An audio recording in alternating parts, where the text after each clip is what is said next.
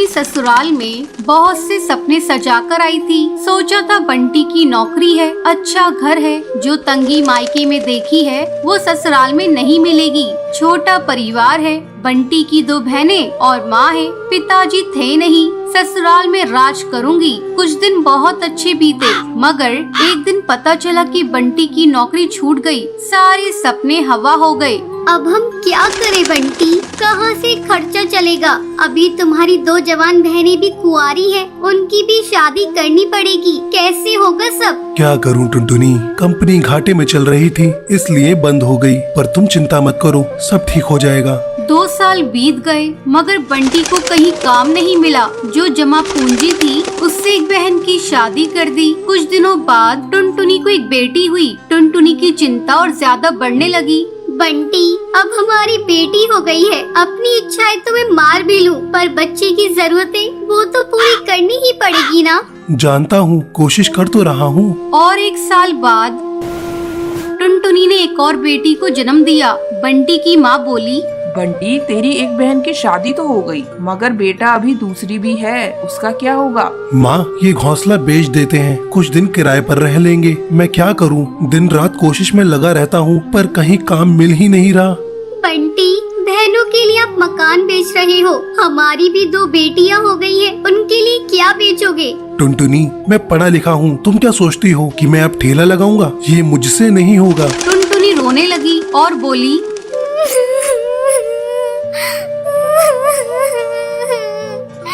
तो क्या मैं अपने बच्चों के लिए 10 रुपए के अनाज के लिए भी तरसती रहूं? दोनों बच्चियां दाने के लिए रोती रहती है, क्या पानी से उनका पेट भरती रहूं? जब तक कोई नौकरी नहीं मिलती तब तक तो कुछ कर ही सकते हो, या मुझे ही काम करना पड़ेगा? नहीं, हमारे घर की बहू बेटी बाहर काम नहीं करती। टुनटुनी बहुत दुखी रहने लगी। कुछ समय बाद घर बेचकर दूसरी बहन की शादी भी हो गई। अब तो रोज ही बंटी और टुनटुनी के बीच में लड़ाई रहने लगी। एक दिन बेरोजगारी से तंग आकर बंटी ने आत्महत्या कर ली। टुनटुनी के सारे सपने टूट गए।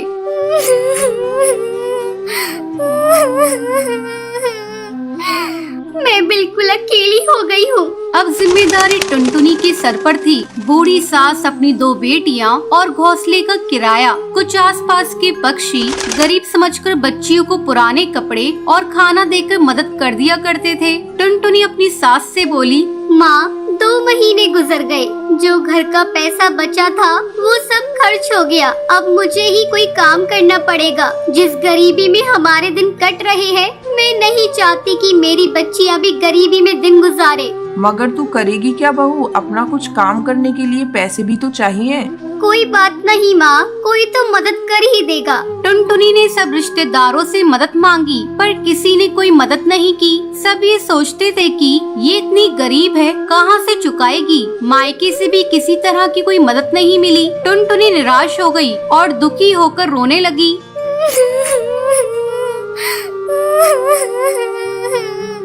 मैं अपने बच्चों को भूखा नहीं मरने दूंगी, कुछ ना कुछ करूंगी, पर इतने पैसों में क्या काम करूं? एक दिन उसे उसके ही जंगल का एक चिड़ा गोलू मिला। वो टुनटुनी की शादी से पहले टुनटुनी को बहुत पसंद करता था, लेकिन उससे कभी कुछ कह नहीं पाया था। अरे टुनटुनी, कैसी हो तुम? और यहाँ कैसे? और ये क्या हाल बना रखा है तुमने अपना? गोलू, मैं ठीक हूँ, यहाँ पास में ही मैं किराए पर रहती हूँ। मगर पति तो नौकरी करते थे, फिर किराए पर कैसे?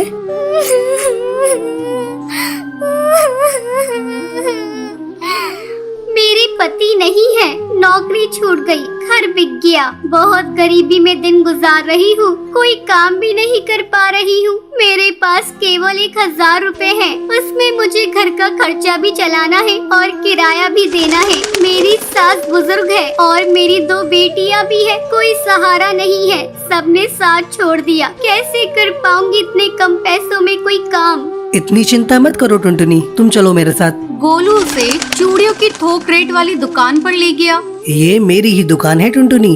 फ्री में देकर तुम्हारे आत्मसम्मान को ठेस नहीं पहुंचाना चाहता, इसलिए ये 1000 रुपए की चूड़ियां दे रहा हूँ। बाजार में इनकी कीमत बहुत ज्यादा है, पर मैं तुम्हें ये आधे रेट में दे रहा हूँ। लेकिन तुम इन्हें 20 रुपए दर्जन बेचना। ये बहुत सुंदर चूड़ियां हैं, पहले कम बेचना और जैसे ही मुनाफा दिखाई दे 30 रुपए दर्जन बेचना। टुनटुनी बहुत खुश हुई। उसकी सारी परेशानी का हल जो उसे मिल गया था, वो चूड़ियाँ बेचने लगी। चूड़ी ले लो, चूड़ी रंग बिरंगी चूड़ी ले लो, सुहागों वाली चूड़ी ले लो।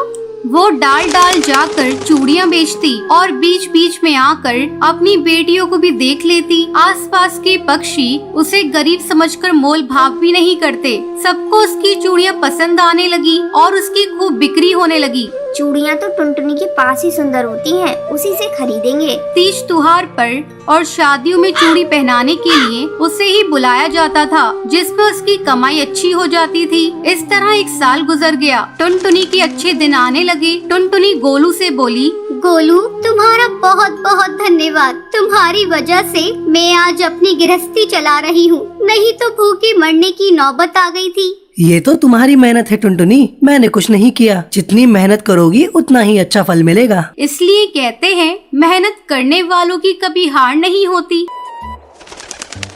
बंटी कबूतर की बीवी टुनटुनी की हाइट काफी छोटी थी। वो इतनी नाटी थी, जंगल के पक्षी उसका कई बार मजाक बनाते थे। टुनटुनी, तेरे लिए तो मुझे किचन में टेबल रखना पड़ेगा। माँ जी, इतनी भी नाटी नहीं हूँ मैं। और हाँ, हील्स पहनकर तो आपकी जितनी आ जाती हूँ। अरे, तेरे पापा ने महंगी मोटर का लालच दे दिया, वरना तो मेरे बेटे के लिए ये लंबी लंबी चिड़ियों की लाइनें लगी थी। क्या बताऊं तुझे, कटरीना फेल थी उनके सामने। पर माँ जी, आपका बेटा भी कौन सा हाइट में अभिषेक बच्चन है जो कटरीना मिल जाती। वैसे भी मेरी और इनकी जोड़ी तो राम सीता की जोड़ी है, राम सीता की। एक दिन सभी खाना खा रहे होते हैं। माँ, दाल बहुत अच्छी बनी है, जरा और देना। रुको जी, मैं लेकर आती हूँ, किचन में है। वैसे भी मैं खड़ी ही हूँ। ये सुनकर सास हंसने लगती है। तुम खड़ी हो या बैठी, एक ही बात है।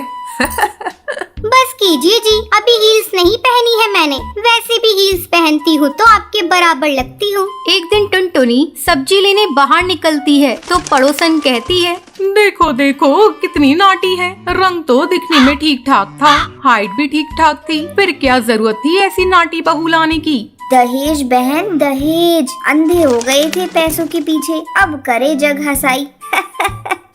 दोनों की बात टुनटुनी सुन लेती है और उसे बहुत गुस्सा आ जाता है। आंटी जी, एक बात बताओ, मेरे पापा के पास पैसे हैं, उनको अच्छी लड़की की तलाश थी, ये पसंद आए और शादी हो गई। इसमें मेरा क्या कसूर, ये जो आप लोग मुझे सुना रही हैं? अरे नहीं नहीं टुनटुनी, हम तो तेरी सास की बात कर रही थी। कितनी लालची औरत है। देखिए, वो लालची नहीं है, पर उनके कुछ शौक है जो वो अपने बेटे से पूरा करवाना चाहती है। और देखा जाए तो उसमें उनकी गलती भी क्या है भला। और इन्होंने मुझसे शादी की है तो जरूर कुछ न कुछ अच्छाई नजर आई ही होगी ना। और अब ना मैं आपकी बहू हूँ और ना ही आपके रिश्तेदारों को मुझसे मिलना है। फिर ये बात समझ नहीं आई कि आप इतना परेशान क्यों हो रही हैं। ये बोलकर टुनटुनी वहाँ से निकल जाती है। टुनटुनी, चलो जल्दी से तैयार हो जाओ, हम लोगों को पार्टी में जाना है। टुनटुनी तैयार होकर पार्टी में जाती है, जहाँ बंटी का दोस्त उससे कहता है, अरे बंटी, तू कितना लकी है यार। तेरी बीवी की हाइट इतनी कम है कि तुझे बच्चे की जरूरत ही नहीं,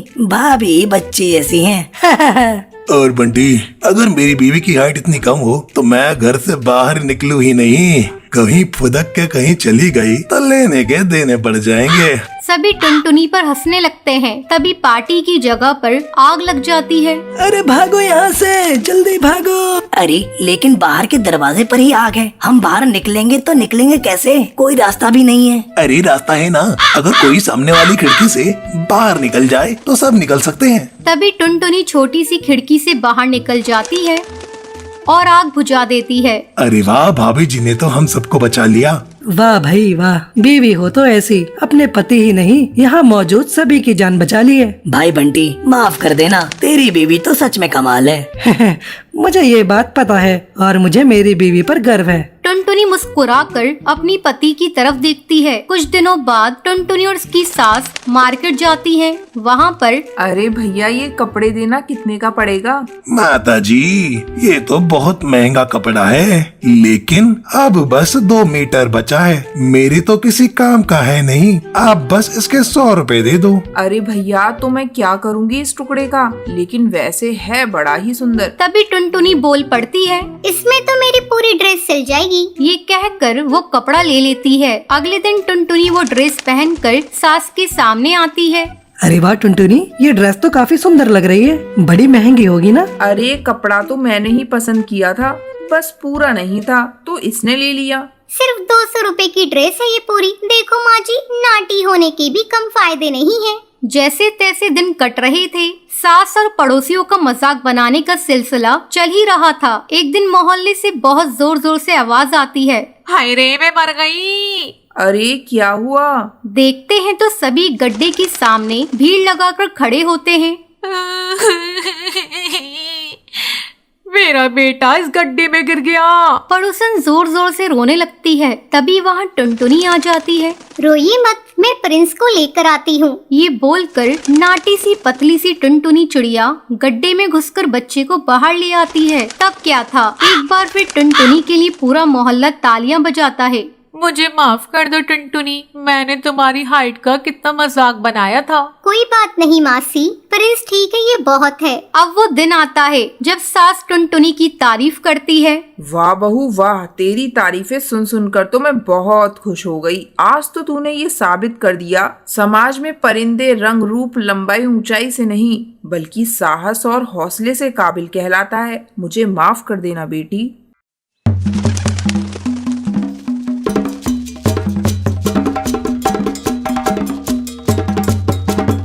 बहुत समय पहले की बात है। चंपकवन जंगल में भूरी नाम की चिड़िया रहा करती थी। उसके माँ बाप उससे बहुत नफरत किया करते थे क्योंकि वो काली थी। एक सुबह, भूरी, तू मेरे सामने सुबह सुबह मत आया कर, बिल्कुल चुड़ैल लगती है।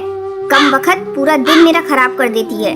माँ, मुझे जोरों की भूख लगी है, इसलिए मैं किचन में आई हूँ। चल भाग यहाँ से अपने घोंसले में। जिस खाने पर तेरी नजर जाएगी वो सब राख हो जाएगा। जब सभी लोग खा लेंगे तब मैं तुझे बुला लूंगी। माँ तो मुझे इतना डांटती रहती हो और पिंकी को तो बहुत प्यार करती हो। खबरदार, जो तूने पिंकी से अपनी बराबरी की तो उसका रंग देख, गुलाब जैसा गुलाबी है और तू तो बिल्कुल कोयले जैसी काली है। तुझे देखते ही मुझे उल्टियाँ आने लगती हैं।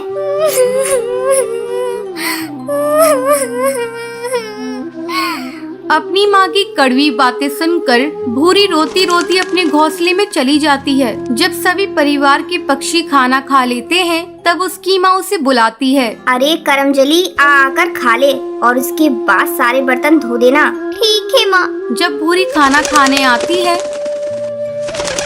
ये क्या माँ, ये तो सूखी रोटी है, इसके साथ तो सब्जी भी नहीं है। यही बचा है खाने को, तुझे खाना है तो खा, नहीं तो भूखी मर। किसी तरह भूरी सूखी रोटी खाती है। एक दिन भूरी के पिता जंगल में काम पर जा रहे होते हैं। तब भूरी आकर अपने पिता से कहती है, पापा, मेरी सैंडल टूट गई है, मेरे लिए नई सैंडल ला दो ना। अरे भाग्यवान, कहाँ हो तुम? जल्दी हटाओ इस काली लड़की को मेरे आंखों के सामने से। सुबह सुबह इसका चेहरा देख लिया, अब पता नहीं मेरा आज का दिन कैसा गुजरेगा। अरे करमजली, तुझे कितनी बार कहा सुबह सुबह अपने घोंसले से मत निकला कर, लेकिन तू है कि मानती ही नहीं।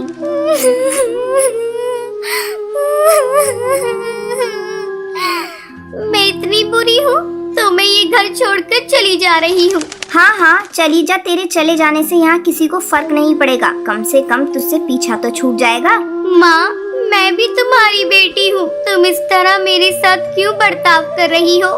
देखना, एक दिन तुम्हें इसी बेटी पर गर्व होगा। इतना कहकर भूरी घर छोड़कर चली जाती है।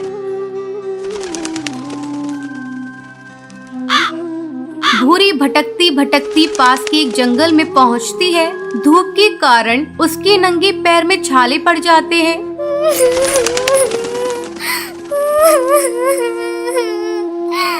मेरे मम्मी पापा मुझसे बिल्कुल भी प्यार नहीं करते। अच्छा होता मैं मर ही जाती। अब मैं कभी भी अपने घर नहीं जाऊंगी। तभी उसी जंगल से एक जादूगरनी गुजरती है। जब वो भूरी को जंगल में अकेली देखती है तो वो उससे पूछती है, बेटी, तुम इस घने जंगल में बैठी क्यों रो रही हो? मुझे बताओ तुम्हें क्या तकलीफ है, शायद मैं तुम्हारी मदद कर सकूं।